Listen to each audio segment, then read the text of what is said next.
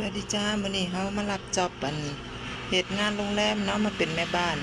ฟังที่พี่น้องเห็นนั่นก็จะเป็นประเทศลาวเนาะอยู่เชียงของนี่ติดกับแม่น้ำโขงแล้วก็ติดกับประเทศลาวบรรยากาศงามงามทุกคนเบิ่งเอาเด้อใครอยากมาเที่ยวเชียงของจังหวัดเชียงรายก็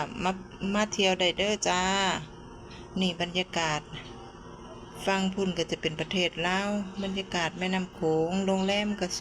วยเจ้า